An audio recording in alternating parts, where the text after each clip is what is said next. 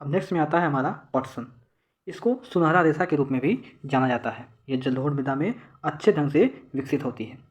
इसके लिए उच्च तापमान की आवश्यकता होती है, भारी वर्षा की आवश्यकता होती है और आर्द्र जलवायु की भी इसके लिए आवश्यकता होती है। ये फसल उष्णकटिबंधीय क्षेत्रों में उगाई जाती है।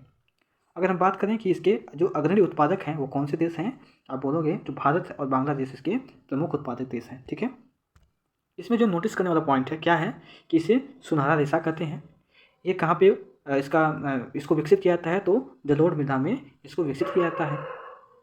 उसके बाद से इसका जो जलवायु है, जो कि भारी वर्षा, आर्द्र जलवायु और उच्च तापमान की आवश्यकता होती है, ये भी नोटिस करने वाला पॉइंट है। ठीक है, ये किस क्षेत्र में उगाई जाती है, तो उष्णकटिबंधीय क्षेत्र में उगाई जाती है और ये भारत और बांग्लादेश जो है इसके अग्रणी उत्पादक देश में आते हैं। ठीक है, ये हमारा नोटिस करने वाला पॉइंट था। ठीक है, और हमारा जो नेक्स्ट आता है वो है कॉफ़ी। ठीक है, इसके लिए गर्म और आर्द्र जलवायु और सुप्रवाहित दोमट मिट्टी की आवश्यकता होती है। ठीक है, यानी और इस फसल की जो वृद्धि के लिए पर्वतीय ढाल यानी कुछ इस तरीके वाला हमें जो जैसे ये पर्वत है तो इसकी जो ढाल वाला एरिया है यानी इस तरीके वाला, ये हमारा इसके लिए आवश्यकता है। ठीक है, पर्वतीय ढाल इसके लिए अधिक उपयुक्त होते हैं। ठीक है, अगर हम बात करें कि इसके जो अग्रणी उत्पादक देश हैं उसमें हमारे ब्राज़ील जो है वो मुख्य अग्रणी उत्पादक देश हैं। इसके बाद से कोलंबिया और भारत आता है। भारत इसमें तीसरे स्थान पर होते हैं। ठीक है, नोटिस किया होगा आपने कि तीसरे स्थान पर ये आते हैं। इसमें जो एडिशनल फैक्ट दिया हुआ है कि काफ़ी के पौधे की खोज किसने की। ठीक है, तो काफ़ी की खोज के विषय में विभिन्न कहानियाँ प्रचलित हैं। लगभग 850 ईस्वी में काल्दी नामक एक अरबवासी को जो बकरी चराने के लिए चराने वाला था। ठीक है, वो अपनी बकरियों की अनोखी उछल कूद, ठीक है, और हरकतों को देख करके परेशान था। एक दिन उसने भी उस सदा रहित पौधे की फलियों को चख कर देखा, जिन्हें उसकी जो बकरियाँ थी वो प्रतिदिन खाया करती थी। उसने आनंद के भाव का अनुभव किया और उसको करने के बाद ये जो है विश्व में खोज के रूप में उसको बताया गया कि इस प्रकार कॉफ़ी की खोज की यानी कॉफ़ी के पौधे की खोज की गई थी। ठीक है, यहाँ पे आपको फिगर दिख रहा होगा कि कॉफ़ी के जो पौधे होते हैं उनका जो आकार है किस इस प्रकार होते हैं। ये जो है पेड़ के रूप में होते हैं, उसके बाद से पत्तियों को तोड़ा जाता है। ठीक है, इसके बाद से हमारा आता है नेक्स्ट में चाय। ठीक है, बागानों में उगाई जाने वाली ये हमारी पेय फसल है। इसको हम जानते हैं पेय फसल के रूप में। इसकी कोमल पत्तियाँ जो कि आपको फिगर में दिख रहा होगा किस प्रकार जो महिलाएं हैं वो पेड़ों से किस प्रकार पत्तियों को तोड़ करके अपने उसमें डाल रही हैं। ठीक है, उसके बाद से क्या होता है कि इनकी पत्तियों में वृद्धि के लिए ठंडी जलवायु की आवश्यकता होती है और वर्ष भर समवितरित उच्च वर्षा की आवश्यकता होती है। इसके लिए सुप्रवाहित दोमट मिट्टी और मंड ढाल की आवश्यकता होती है।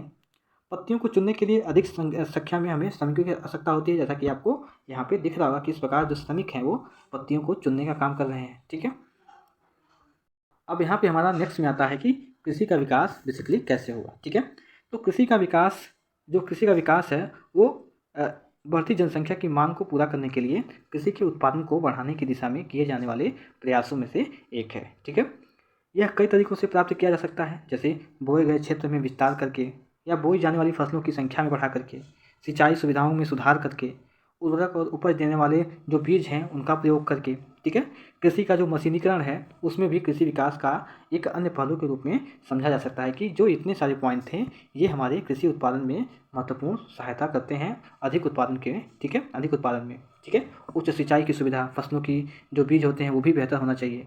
तो इसी प्रकार कृषि के जो विकास है इससे चरम लक्ष्य में पहुंचने के लिए और खाद्य सुरक्षा को बढ़ावा देने के लिए इस प्रकार की जो सुविधाएं हैं उनका यूज हम कर सकते हैं। ठीक है, उसके बाद से आपने नोटिस किया होगा कि कृषि का विकास विश्व के विभिन्न भागों में और विभिन्न गतियों से हुआ है। अधिक जनसंख्या वाले विकासशील देश अधिकतर गहन कृषि करते हैं, जैसा कि आप भारत को देख सकते हैं। ठीक है, जहाँ जो छोटी जोतों पर सामान्यतः जीविका भोजन यानी केवल जीविका चलाने के लिए उतने ही फसलों का हम उत्पादन करते हैं।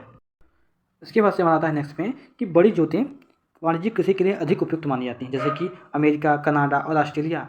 यहाँ पे बड़ी जोतों पर यानी कि बड़े आकार के जो खेत होते हैं वहाँ पे वाणिज्यिक कृषि यहाँ पे की जाती है, इससे उनको काफ़ी फ़ायदा होता है।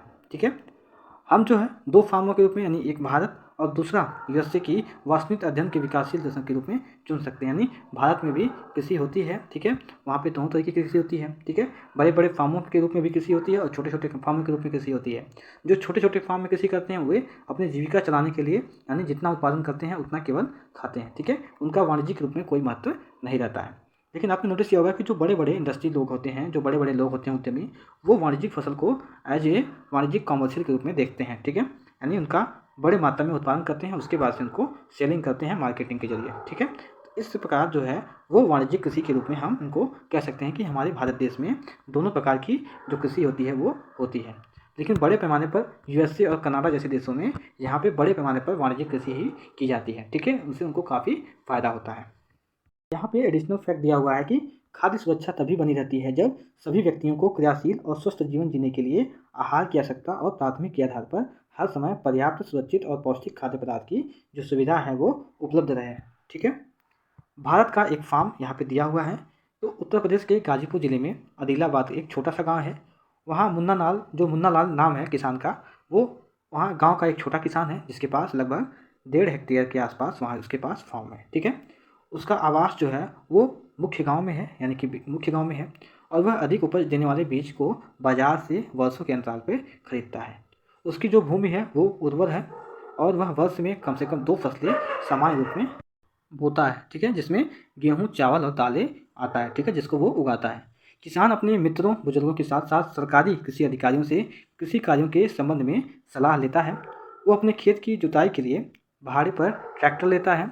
ठीक है, लेकिन उसके जो कुछ मित्र हैं वो अभी भी बैलों के साथ खेती करते हैं, जैसा कि आपको यहाँ पे फिगर में दिख रहा होगा। ठीक है, और खेतों को जोतने के लिए परंपरागत विधि है, यानी कि बैलों से जिस प्रकार हल किया जाते उनके हलों के माध्यम से खेती जोतने का काम करते थे, वो उसके जो मित्र हैं वो अभी भी करते हैं। ठीक है, और सिंचाई के लिए वो समीप के खेत में एक नलकूप है, उससे वे अपने खेतों की सिंचाई करते हैं और उसको भी वो भाड़े पर ही लेता है, जो मुन्ना लाल है, जो जिसके पास 1.5 एकड़ लगभग ज़मीनें हैं। ठीक है, मुन्ना लाल के पास 2 भैंस और कुछ मुर्गियाँ भी हैं और वह निकट के शहर में सहकारी भंडार में जो है वहाँ पे दूध उसको बेचता है। ठीक है, वह वहाँ एक सदस्य है वहाँ का। ठीक है, आपने नाम सुना होगा सहकारी समिति का, जो कि 97वें संविधान संशोधन 2011 में भारत सरकार को उसने मान्यता दी थी। ठीक है, इसके जरिए सहकारी समिति का गठन किया था। ठीक है, आपको पॉलिटी में आपने पढ़ा होगा। ठीक है, तो जो सहकारी समिति है उसका वो सदस्य भी है।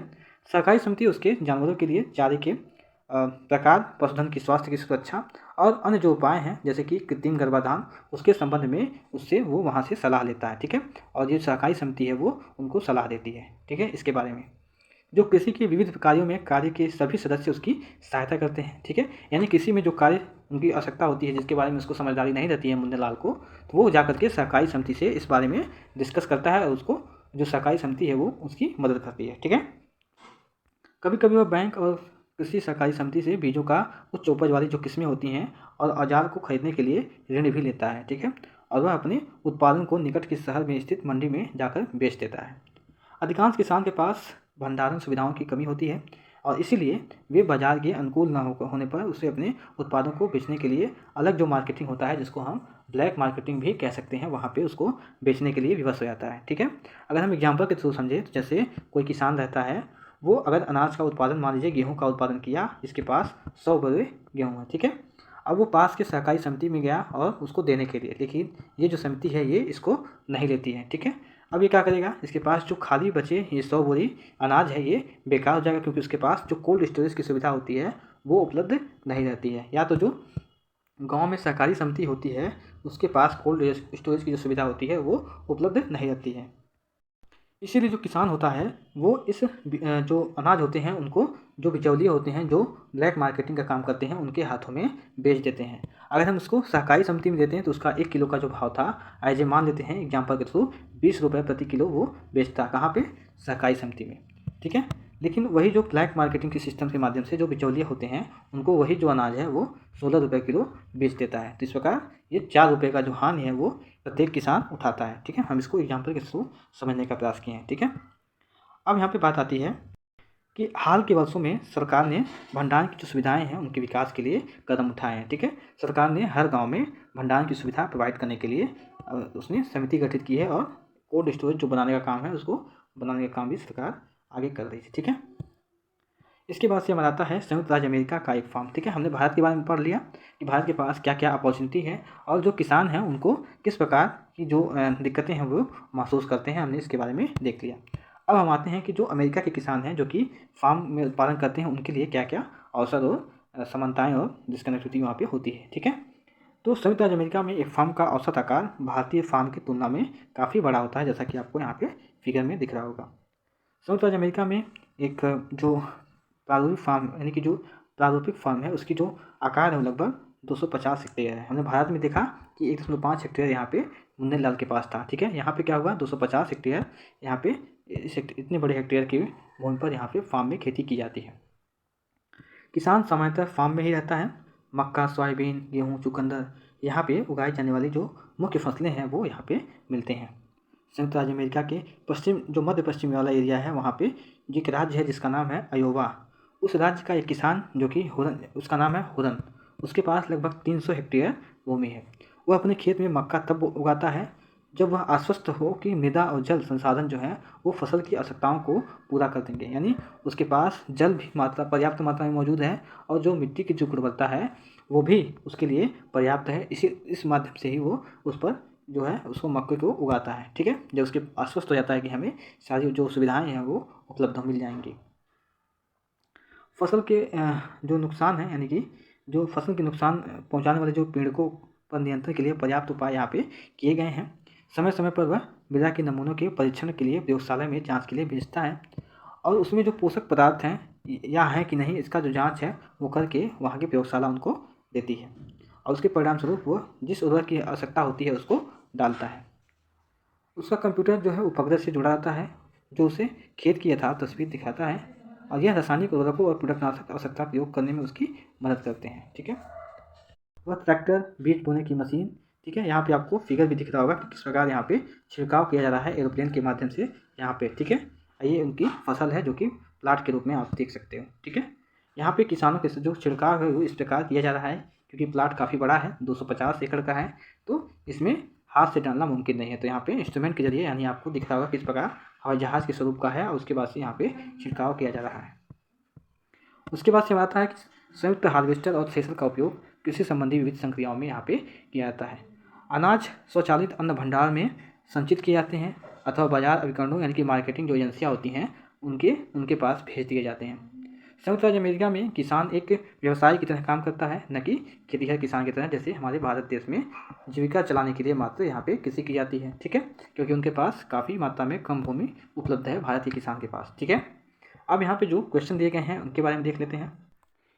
इसमें जो मेरा पहला क्वेश्चन है वो क्या है कि कृषि क्या है। तो आप बोलोगे कि फसलों, फलों, सब्जियों और फूलों को उगाना साथ में पशुपालन भी करना हमारा कृषि कार्य कहलाता है। ठीक है, ये सारी कृषि की प्राथमिक क्रियाएं हमारी कहलाती हैं। ठीक है, इसमें मेरा जो दूसरा क्वेश्चन है वो क्या है, उन कारकों का नाम बताइए जो कृषि को प्रभावित करते हैं। तो आप बोलोगे जो पहला कारक है वो है स्थलाकृति, दूसरा क्या है मृदा और तीसरा हमारा जलवायु है जिनके माध्यम से कृषि को प्रभावित ये लोग करते हैं। ठीक है, तीसरा क्या है स्थानांतरित कृषि जो है वो क्या है और इस कृषि की क्या हानियाँ हैं। ठीक है, तो आप बोलोगे कि स्थानांतरित कृषि में जो है वृक्षों को काट करके और जो भूखंड है उनको जला करके साफ़ किया जाता है और साफ़ करने के बाद जो उसके राख होते हैं उनको मिट्टी में मिला दिया जाता है और उसके बाद से वहाँ पे फसलों को बोई जाती है।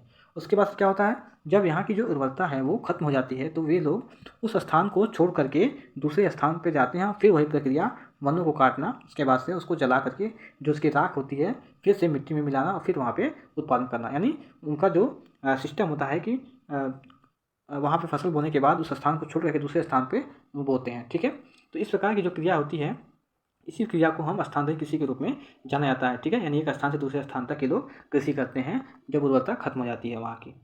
इसको हम क्या सकते हैं दूसरी विधि के रूप में हम कर्तन कृषि भी कहते हैं और साथ में दहन कृषि भी कहते हैं। आपको कई बार एग्जाम में इस प्रकार के जो शब्द हैं आ जाते हैं। अब यहाँ सेकंड में बात किया है कि इसकी हानियाँ क्या हैं। तो हानियों में क्या होता है कि इससे क्या होता है मृदा का अपरदन होता है, जो वनों का ह्रास होता है। ठीक है, यानी वन की मात्रा काफ़ी कम हो जाती है और इससे जब इसको जलाते हैं तो इससे इन्वायरमेंट को भी काफ़ी नुकसान झेलना पड़ता है। ठीक है, यहाँ पे जो मेरा चौथा क्वेश्चन है वो क्या है कि रोपण कृषि बेसिकली क्या होते हैं। तो आप बोलोगे पहला क्या है कि रोपण कृषि वाणिज्यिक फसल है, वाणिज्यिक फसल का एक प्रकार है। दूसरा क्या है कि इसमें बड़े पैमाने पर श्रम और पूंजी की हमें आवश्यकता होती है और तीसरा क्या वैज्ञानिक विधियों का भी इसमें उपयोग किया जाता है। और लास्ट में हम बात करेंगे कि इसमें कौन से मुख्यतः यहाँ पे फसलें बोई जाती हैं। तो आप बोलोगे कि यहाँ पे चाय, कहवा, काफ़ी, रबड़ इस प्रकार की जो एकल फसल है वो यहाँ पे बोई जाती है। ठीक है, इसमें जो मेरा लास्ट क्वेश्चन है वो क्या है कि सरकार किसानों को कृषि के विकास में किस प्रकार मदद दे रही है। तो आप बोलोगे निम्न प्रकार से मदद दे रही है। इसका जो पहला पॉइंट है वो क्या है कि सरकार द्वारा किसानों के जो बिखरे खेत हैं उनको चकबंदी के माध्यम से एकजुट कर रही है। दूसरा क्या कर रही है, दूसरा ये कि सरकार किसानों को उर्वरक, कृषि उपकरण और कीटनाशक में आर्थिक रूप से सहायता कर रही है इस प्रकार के इंस्ट्रूमेंट में। और तीसरा क्या कर रही है कि किसानों को उच्च उपज दिलाने के लिए और बीज और उर्वरक जो है उसको उपलब्ध करवाने के लिए उसके लिए सहायता प्रदान भी कर रही है। ठीक है। और लास्ट में हम चौथे की बात करेंगे कि सरकार जो है कृषि उत्पादों के भंडारण के लिए यानी कि कोल्ड स्टोरेज के लिए उसकी भी सुविधा बना रही है। ठीक है। यानी जो अनाज है वो किसान जो है उनको वहाँ पे रख सकते हैं। ठीक है। इस प्रकार की जो सुविधा है वो सरकार मदद कर रही है। अब यहाँ जो दूसरा क्वेश्चन है जो कि मल्टीपल है, यहाँ पे बोल रहा है कि उद्यान कृषि का क्या अर्थ है। ठीक है। तो आप बोलोगे कि जो फलों व सब्जियों का जो उगाना होता है वो हमारा उद्यान कृषि में आता है। सेकेंड क्या है कि सुनहरा रेशा से क्या अभिप्राय है। तो आप बोलोगे एक पर्सन जो है वो उसको हम सुनहरा रेशा के रूप में भी जानते हैं। यहाँ पे जो मेरा तीसरा क्वेश्चन है वो क्या है कि कॉफ़ी का प्रमुख उत्पादक जो देश है वो कौन है। तो आप बोलोगे कि ब्राज़ील जो है वो कॉफ़ी का प्रमुख उत्पादक देश है। यहाँ पे तीसरा क्वेश्चन दिया है कि कारण बताइए। तो आप बोलोगे कि भारत, पहला इसमें जो क्वेश्चन है वो क्या है कि भारत में कृषि एक प्राथमिक क्रिया है, इसका क्या कारण है। ठीक है। तो आप बोलोगे कि भारत में जो प्राथमिक क्रियाएं होती हैं वो क्या हैं। तो प्राथमिक क्रियाएं के अंतर्गत उन सभी क्रियाओं को शामिल किया जाता है जिनका संबंध प्राकृतिक संसाधन के उत्पादन और निष्कर्षण से होता है। भारत की कृषि में फसलों और जो सब्जियां होती हैं, फूलों को उगाना हो गया, पशुधन हो गया, ये सब इसमें शामिल हैं प्राकृतिक क्रियाओं में। ठीक है। प्राथमिक क्रियाओं में, और इन्हीं के माध्यम से ये क्रियाएं होती हैं। ठीक है। ये सारी जो हमारी क्रियाएं हैं वो प्राथमिक क्रियाओं में आती हैं। इसमें जो मेरा सेकंड क्वेश्चन है वो क्या है कि विभिन्न प्रकार की जो फसलें हैं वो विभिन्न प्रदेशों में उगाई जाती हैं। ठीक है। तो आप बोलोगे कि विभिन्न प्रकार की जो विभिन्न फसलें हैं वो विभिन्न प्रदेशों में इसलिए उगाई जाती हैं क्योंकि विभिन्न प्रदेशों में जो स्थलाकृतियाँ हैं, जो मृदा है, जो जलवायु है वो काफ़ी भिन्न है। ठीक है। कहीं पे गर्मी है तो कहीं पे सर्दी है, कहीं पे बरसात ज़्यादा है। इस प्रकार की जो इन्वायरमेंट है उसकी वजह से भी अलग अलग फसलें अलग अलग क्षेत्रों में उगाई जाती हैं। अब यहाँ पे बात आती है कि अंतर स्पष्ट कीजिए, क्या कि प्राथमिक क्रियाएं और तृतीय क्रियाएं जो होती हैं वो इनके बीच जो अंतर हो क्या है। ठीक है। तो इसके हमने ऊपर डिटेल में जाना है, इसके बारे में हमने डिटेल से एनालिसिस भी किया है। हमने निर्वाह कृषि और गहन कृषि के बारे में भी हमने ऊपर पार्ट 1 में अच्छे से डिस्कस किया हुआ है, तो आप जाके इसको देख सकते हो। ठीक है। तो ये हमारा कंप्लीट हुआ। तो आज की वीडियो में बस इतना ही। Thank you very much.